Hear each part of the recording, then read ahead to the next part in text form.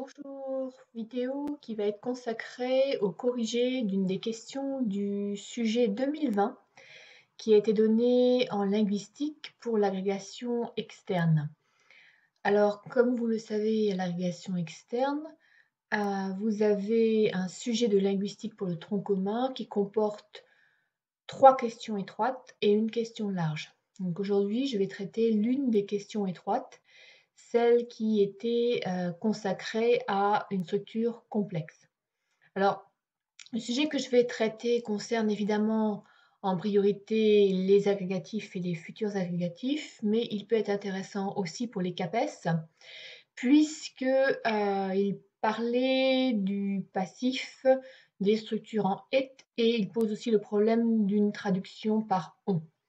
Cependant, comme je vais essayer de faire un corrigé de type agrégation, je dois préciser que cette vidéo ne s'adresse pas, contrairement souvent aux autres, à des linguistes débutants. Je vais essayer de me poser à un niveau un petit peu plus haut que d'habitude. Alors, bien évidemment, c'est une proposition de corrigé que je vais faire. Elle est forcément imparfaite, ce n'est pas du tout un modèle, il faut attendre le corrigé du jury pour savoir quelles étaient les attentes exactes en fait pour cette question et avoir une analyse très, très complète de, ce que voulait, le jury pour la question qui était posée. Alors le texte d'où est extraite la forme que je vais analyser est disponible sur le site de la Société des anglicistes de l'enseignement supérieur, la SAES, Société des anglicistes de l'enseignement supérieur, dans la rubrique concours Annales 2020. Pour l'agrégation externe, vous trouverez le texte avec les formes soulignées. Le contexte est important, c'est pourquoi je pense qu'il vaut mieux que vous preniez le texte avec vous pour bien comprendre de quoi il s'agit. Alors l'exemple, la forme étroite qu'il fallait traiter, c'était it was said. En fait, it was said était une forme soulignée dans une phrase plus grande qui était the pastor, it was said, did whatever she asked him. Donc, it was said était l'une des 3 formes soulignées pour les questions étroites. Vous savez que généralement, il y a une question étroite qui porte sur le groupe nominal, une autre sur le groupe verbal et une dernière sur une structure complexe. Donc, cette forme étroite que je vais traiter ce soir, c'est celle qui concernait la structure complexe. Alors, je vais essayer d'être la plus précise possible. Je vais sans doute oublier de dire beaucoup de choses. C'était un sujet très riche. Je vais le faire oralement, sans tableau. Donc, j'espère que vous arriverez à suivre cette explication. Et encore une fois, cette explication suppose que vous ayez déjà des connaissances assez solides en linguistique pour pouvoir comprendre ce dont je parle. Alors, le segment souligné, it was said, est constitué en fait du pronom impersonnel it et d'un groupe verbal constitué du verbe lexical say, de la diathèse passive, c'est-à-dire de be plus en, et du marqueur de temps ed. Alors, le segment souligné est placé entre virgules. Il est placé en incise, en fait, entre le verbe de la proposition principale, did, et son sujet, le groupe nominal, the pastor. La proposition principale a pour COD une proposition subordonnée relative nominale introduite par le pronom whatever. Cette proposition subordonnée nominale COD, c'est whatever she asked him. Alors, la présence de ce segment en incise dans une proposition principale pose le problème de son intégration sémantique et syntaxique au sein même de cette proposition, mais aussi celui du choix d'une telle structure. Alors, le segment sera analysé d'abord dans une perspective essentiellement énonciative, puis dans une perspective plus syntaxique.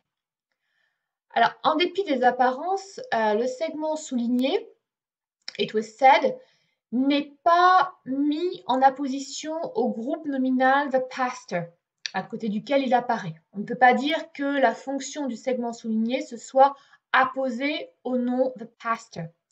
En fait, ce qu'il fallait bien voir, c'est que le segment souligné est positionné très précisément entre le sujet et le prédicat, à l'endroit où l'on trouve habituellement des marques de modalité ou des adverbes qui portent sur le lien entre le sujet et le prédicat.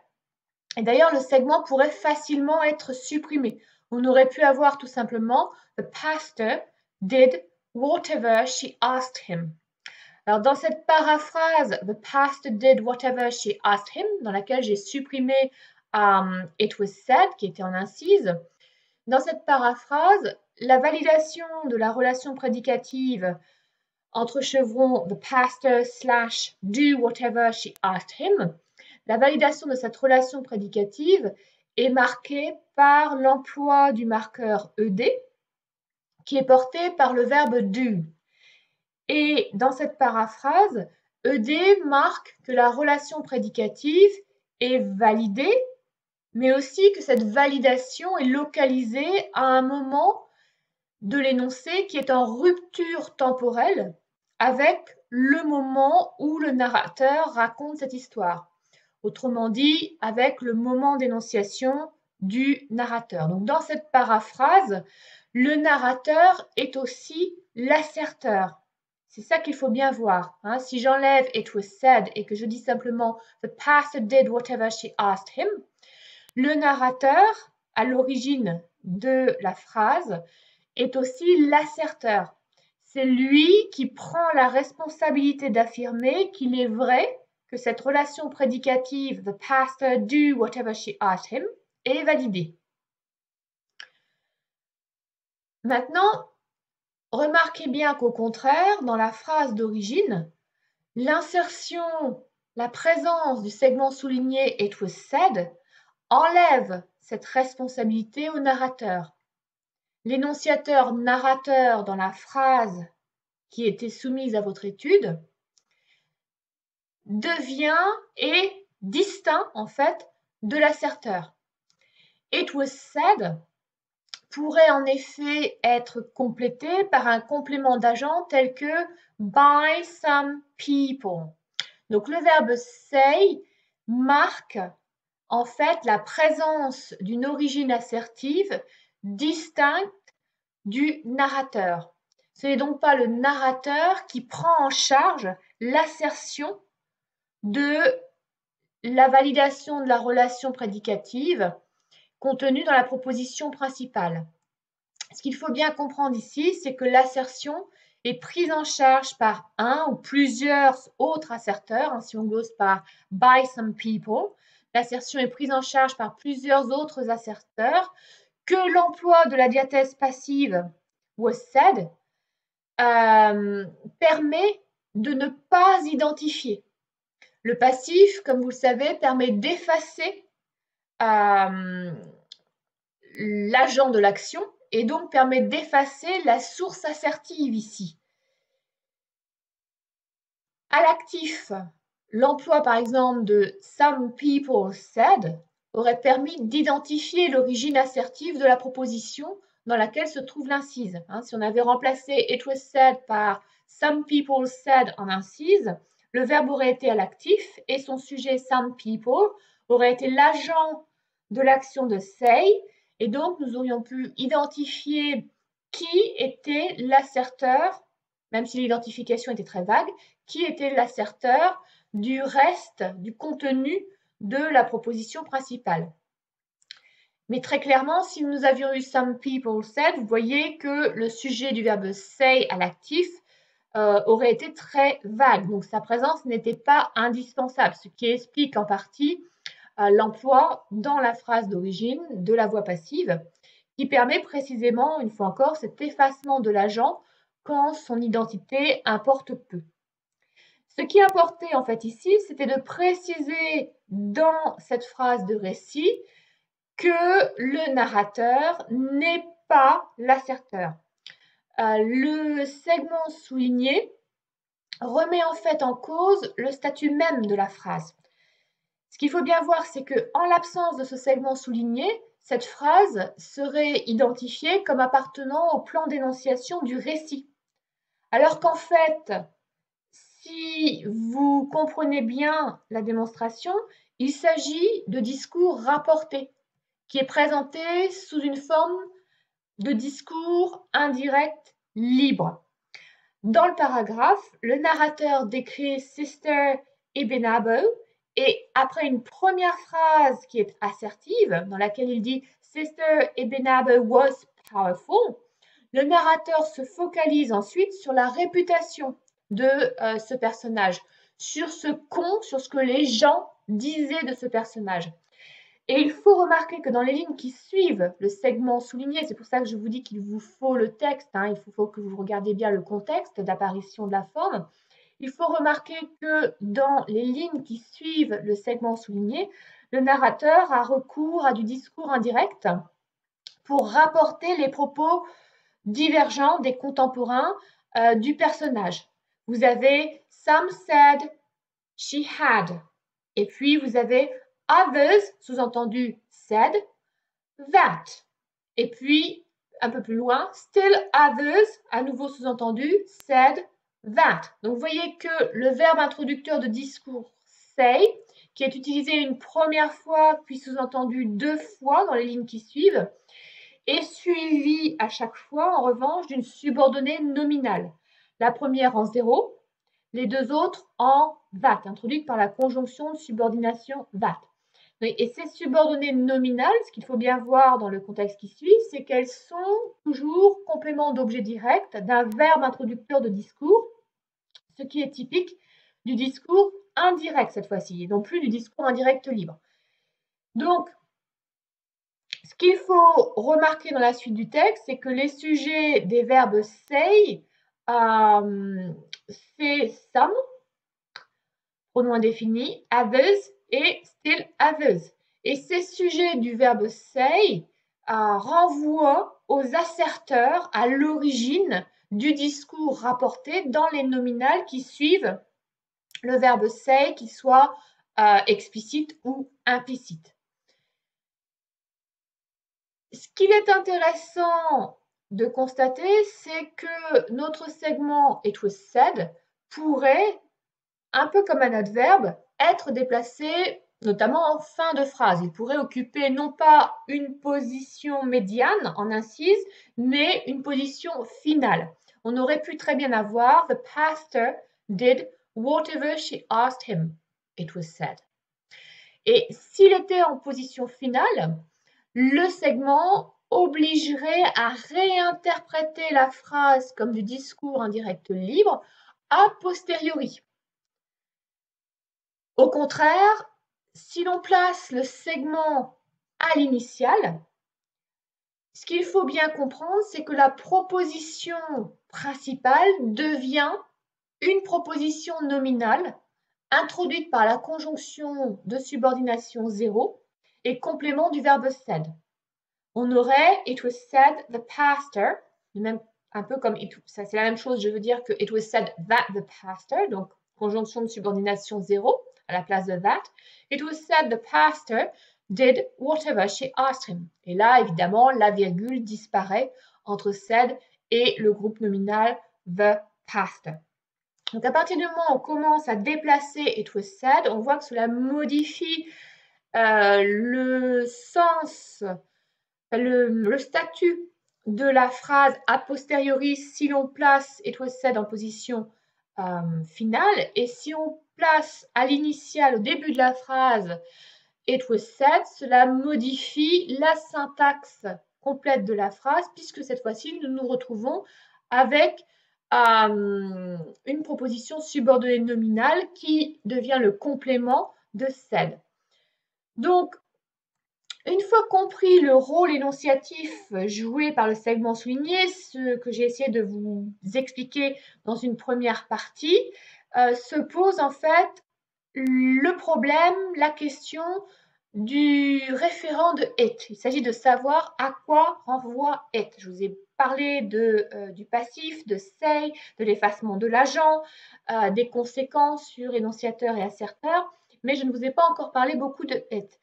Et donc, je pense qu'il convient de comparer cette structure en incise que nous avons dans la phrase originale avec des constructions syntaxiques proches, ce qui va permettre d'analyser le rôle de it.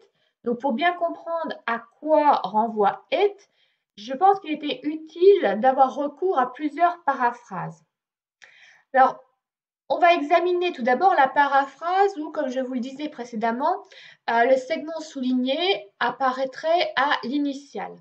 It was said that the pastor did whatever she asked him. Donc, si on étudie cette phrase, It was said that the pastor did whatever she asked him, qu'on pourrait paraphraser en français par on disait que. Si on étudie cette phrase, nous avons un it juste avant le verbe au passif. Et le verbe au passif est suivi d'une proposition en that qui va de that jusqu'à him. En fait, ce qu'il faut bien comprendre, c'est que le it occupe la fonction de sujet grammatical du verbe au passif was said. Et la proposition en that, en fait, est le vrai sujet, le sujet réel, le sujet logique, qui est extraposé, c'est-à-dire posé en fin de phrase parce qu'il est trop grand, trop lourd pour apparaître en position initiale, dans la position canonique du sujet au début de la phrase. C'est plus difficile de dire that the pastor did whatever she asked him was said. Et pourtant, c'est bien that the pastor did whatever she asked him qui est le sujet du verbe au passif was said.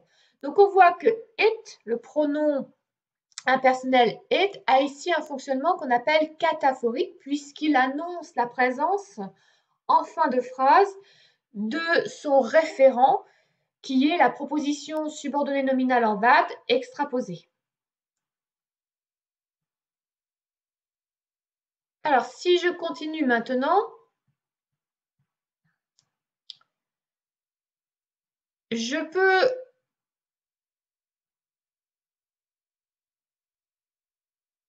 dire que dans la phrase d'origine, le narrateur avait commencé sa phrase par le groupe nominal the pastor. Et ensuite, on trouvait l'incise qui intervenait, comme j'ai essayé de vous l'expliquer, au niveau du lien prédicatif, du nœud prédicatif. Il aurait pu, le narrateur, utiliser une structure différente mais extrêmement proche, de type The pastor was said to do whatever she asked him. The pastor was said to do whatever she asked him. Alors, remarquez bien que si nous avions eu cette structure, nous aurions eu à faire, vous l'avez, je suppose, reconnu, parce que généralement, on étudie ce genre de structure au niveau de l'agrégation. Vous avez reconnu dans ma paraphrase ce qu'on appelle une structure à monter. En effet, dans cette nouvelle paraphrase que je vous propose, qui est plus complexe que la phrase d'origine, le sujet syntaxique apparent du verbe au passif say, c'est le groupe nominal the pastor. Mais ce n'est qu'un sujet apparent. En fait, the pastor est devenu le sujet du verbe passif say parce qu'il est monté au début de la phrase. On parle de montée du sujet, montée du groupe nominal, en tout cas the pastor, en début de phrase. Donc, ce qu'il faut bien comprendre, c'est qu'à l'origine, ce groupe nominal, the pastor, était le sujet sémantique du verbe do.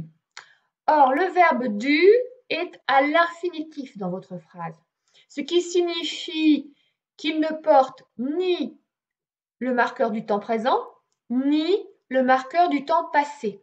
Or, normalement, vous le savez, vous l'avez étudié dans le cadre de vos cours d'agrégation, selon la théorie des cas, tout groupe nominal porte un K qui est visible seulement sur les pronoms. Je vous renvoie pour des explications complémentaires à ma syntaxe de l'anglais. Mais tout groupe nominal porte un K.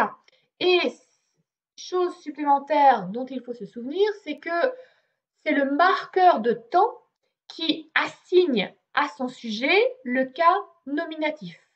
Le marqueur de temps assigne le cas nominatif sur la gauche à son sujet. Or ici, si on regarde bien les choses, le groupe nominal the pastor à l'origine est le sujet du verbe to do.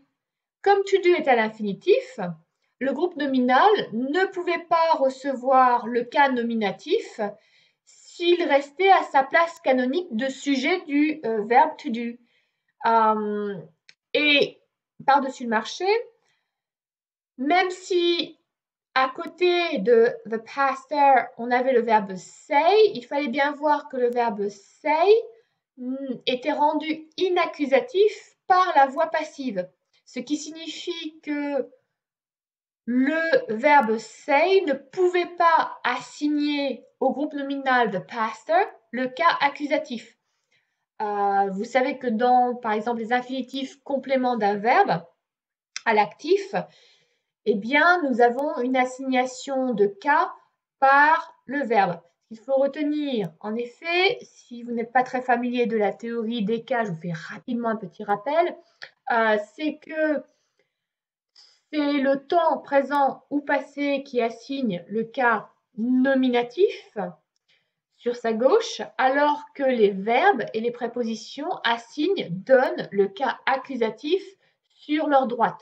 Si on prend une phrase comme I want him to leave, vous êtes d'accord avec moi pour dire que c'est him qui doit faire l'action de leave, donc c'est bien him qui est le sujet du verbe à l'infinitif to leave.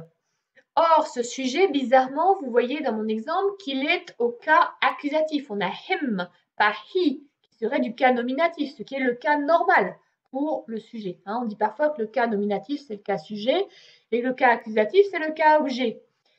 Or ici, dans I want him to leave, him est bien le sujet du verbe to leave, et pourtant, le pronom personnel masculin singulier, au lieu d'être au cas nominatif he, est au cas accusatif him. Pourquoi? Eh bien parce que to leave, c'est un verbe à l'infinitif, il n'est donc ni au temps présent ni au temps passé. Il ne peut pas donc ce temps, puisqu'il n'est pas là le temps, assigner le cas nominatif. Faute de temps, faute d'assignation du cas nominatif, le pronom personnel se retrouve tout nu. Or, il lui faut savoir s'il doit s'habiller en cas nominatif ou en cas accusatif. Dans la phrase I want him to leave, on a him au cas accusatif parce que, exceptionnellement, le verbe want va donner le cas accusatif. Les verbes peuvent donner sur leur droite le cas accusatif. Donc, exceptionnellement, want va donner le cas accusatif au pronom personnel troisième personne du singulier qui va devenir him tout en restant le sujet de to leave. Donc là, le sujet de to leave n'a pas besoin de se déplacer. Mais dans la phrase où nous avons to do qui a pour sujet the pastor, si the pastor reste à côté de to do, juste avant lui, was said the pastor to do whatever she asked him. Dans la phrase juste avant le groupe nominal the pastor, nous avons bien un verbe, mais ce verbe est au passif. Or, vous devez savoir que quand un verbe est au passif, il perd la faculté de donner, d'assigner le cas accusatif sur sa droite. Donc, le groupe nominal the pastor ne peut ni recevoir de cas nominatif de son groupe verbal, puisque celui-ci n'est pas au présent et il n'est pas non plus au prétérit, mais il ne peut pas non plus recevoir d'aide du verbe say, qui ne peut pas lui donner le cas accusatif sur sa droite, parce qu'il est au passif, et un verbe au passif perd la capacité d'assigner le cas accusatif. Donc la seule façon pour le sujet de to do de recevoir Un cas, et en l'occurrence le cas nominatif, c'est de quitter sa place entre was said et to do pour monter en début de phrase, occuper apparemment la place de sujet du verbe was said. Et c'est seulement en occupant cette position qu'il va pouvoir se voir assigner le cas nominatif qui va lui être donné par le temps contenu dans le groupe verbal. C'est-à-dire que dans le groupe verbal was said, vous voyez que l'auxiliaire be est au prétérit, et donc c'est le marqueur ed, be plus ed, ça fait was, hein, c'est le marqueur ed qui va assigner sur sa gauche au groupe nominal the pastor le cas nominatif. Et c'est pour ça que l'on se retrouve avec en apparence the pastor occupant la place de sujet de was said, alors qu'à l'origine, nous avions l'ordre des mots was said the pastor to do whatever she asked him. Donc ici, nous avons typiquement dans cette paraphrase un cas de montée du sujet. Donc cette structure à monter que je vous ai proposée comme paraphrase est évidemment bien plus complexe que celle retenue par le narrateur, c'est-à-dire l'incise it was said. Mais il n'en reste pas moins que dans la phrase d'origine, it was said, vous avez le it, et le pronom it a bien pour référent le reste de la phrase, c'est-à-dire la validation de la relation prédicative the pastor do whatever she asked him. Les deux paraphrases que je vous ai données visaient à vous montrer que le it renvoyait à tout l'ensemble the pastor did whatever she asked him. Alors, dernière petite remarque que je voudrais faire sur cette structure complexe, c'est qu'en français, cette incise serait aussi traduite par une incise contenant le pronom indéfini on, suivi du verbe dire à l'actif. On traduirait par disait-on. Hein, l'équivalent de on, souvent, c'est le passif en anglais. Donc, petit clin d'œil à ceux qui préparent le CAPES et qui s'intéressent aux différentes traductions de on. Bien, voilà. Donc, encore une fois, ce sont quelques éléments de corriger sur cette question étroite qui a été donnée à l'agrégation externe d'anglais en 2020. Ce corrigé est extrêmement partiel, incomplet. Donc j'attends comme vous avec impatience le corrigé collectif des membres de jury de l'agrégation pour voir ce que j'ai oublié, parce que j'ai sans doute oublié de parler de beaucoup de choses. Mais j'espère que déjà ce corrigé vous aura permis de mieux comprendre ce qu'on pouvait dire de ces trois mots entre virgules qui vous ont été proposés pour cette question étroite de l'agrégation. Je vais essayer dans les jours ou les semaines qui viennent d'aborder les deux autres points étroits qui vous ont été proposés à l'agrégation. Je vous souhaite bon courage dans vos révisions et dans votre préparation de l'oral de l'agrégation qui aura lieu, on ne sait pas encore quand, mais on devrait avoir plus d'informations bientôt, nous a promis le ministre. Et en attendant, prenez bien soin de vous et j'espère que vous aurez le courage de continuer vos révisions jusqu'à la date repoussée des oraux de l'agrégation. À très bientôt.